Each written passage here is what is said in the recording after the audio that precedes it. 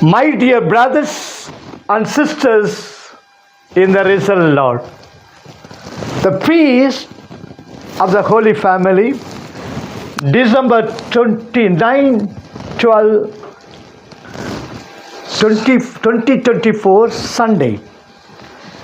Your children learn more of your faith during the bad times than they do during the good times. It is always a busy day for a woman who is the mother of 10 children. But one particular day, even doing the daily chorus become difficult for Lucia because one of the little boy, Bob, who was 3 years old, was constantly on her heels. No matter where she went, whenever she stopped to do something and turned back, she would trip over him. Several times she suggested fun activities to keep him occupied. But he innocently smiled and said, "Oh, that's all right, Mummy. I would rather be in here with you." Then he happily went wherever his mother went. After tipping on him for the 5th time, she lost her temper and shouted at him. She said, "Why don't you go out and play like other boys?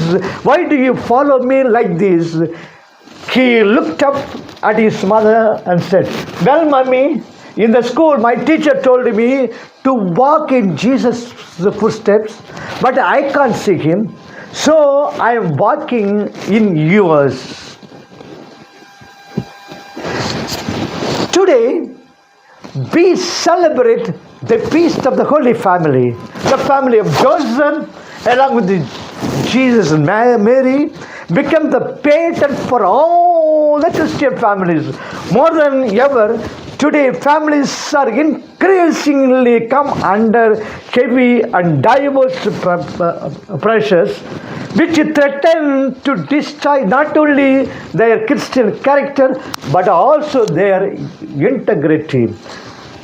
Old Christian values on which our family stood or these days are questioned. Old Christian values on which our family stood are these days questioned and at times repudiated. Our families are fast becoming not only meaningless but also directionless. We need to examine and readjust our families according to the Christian values.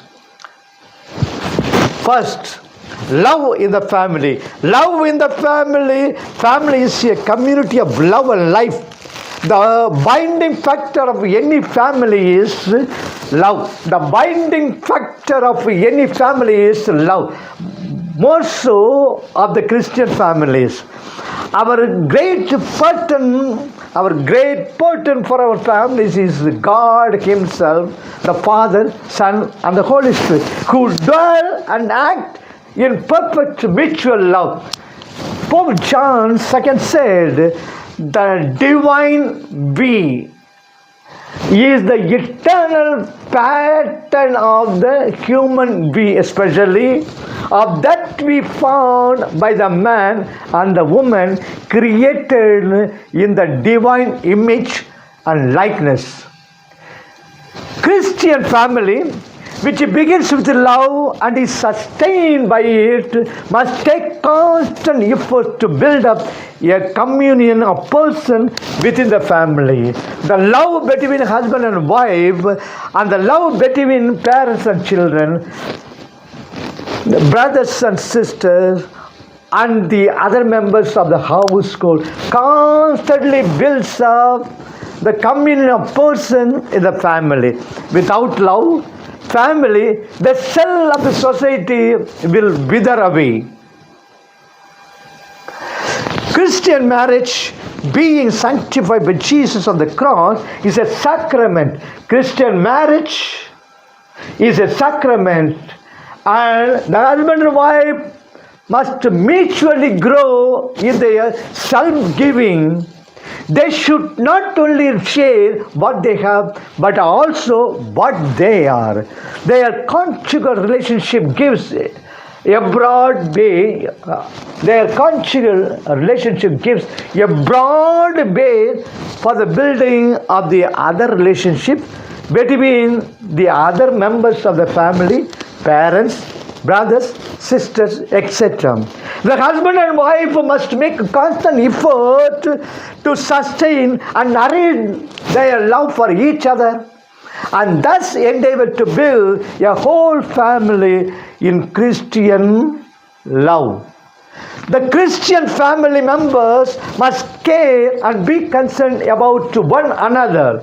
They should care for the little ones, the aged, and the weak in a special way. Mutual service must be the hallmark of their daily lives. Sustaining and building Christian family does happen without a great spirit of sacrifice. Pope John Paul II said, family communion can only be preserved and perfected through a great spirit of sacrifice. Family communion can only be preserved and perfected through a great spirit of sacrifice. It requires, in fact, a ready and generous openness of each and all to understanding, to forbearance, to pardon, and to reconciliation. Faith in the family.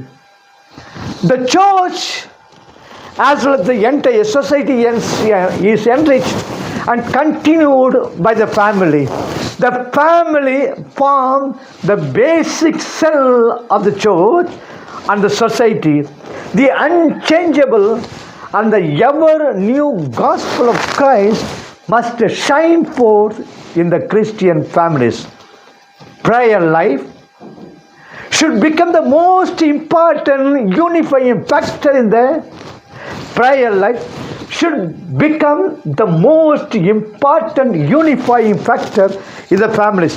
Every day, various members of the family must gather together in their house for family prayer.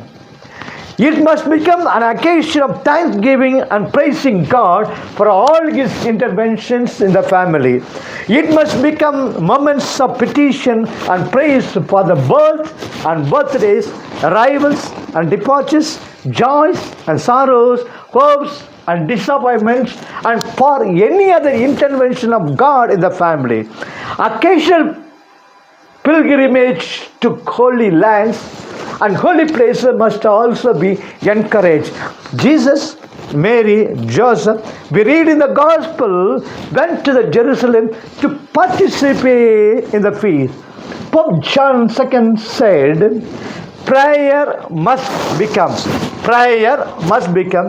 the dominant element in the life of the family.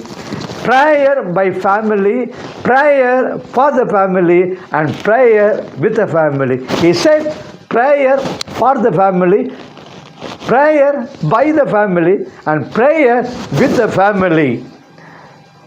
Therefore, the Christian families share in the mission of the church as well.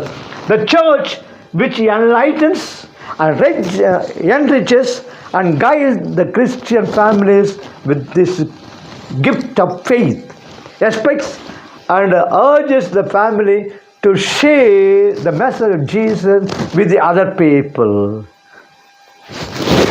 Spreading the gospel is the work only of the priest. Spreading the gospel is not the work only of the parish priest, but the religious, but also of the Christian families. Thus, Christian families, because they share in the saving mission of the church. Third, children in the family. The faith formation of the children in the family primarily rests with the parents. They should gradually initiate their children into prayer life and the discovery of the mystery of God. They should teach them to talk to God. Personal example of the parents and prayer is the fundamental and the irreplaceable mode of education of the children. The best way to teach children to pray is by making them to pray along with them. It is meanwhile to listen to appeal made by Pope Paul VI to parents. Mothers, do you teach your children the Christian prayer? Mothers, do you teach your children the Christian prayers? Do you prepare them in conjunction with the priest for the sacraments that they receive when they are young? Confession, communion, and confirmation. Do you encourage them when they are sick to think God's suffering, to invoke the aid of the Blessed Virgin and the saints? Do you say the family rosary together? And you, fathers, do you pray with your children, with the whole domestic community? At least sometimes your example of honesty in thought and actions joined to some common prayer is a lesson for life, an action of worship of singular value. In this way, you bring peace to your homes. Remember, it is thus you build up the church. If the children are taught their Christian faith, later they shall be a blessing to the family and the church. Eli, the priest of the temple of Shiloh, failed in his duty as a father in training his sons well, and later they brought disaster not only to their family but to the whole nation. 1 Samuel 4. King Solomon said, train your children in the right way, and when old, they will not stray. Proverbs 22:6. My brethren, the future of the church and the world passes through the families. Therefore, pray and endeavor to build up the Christian families after the pattern of the Holy Trinity and the Holy Family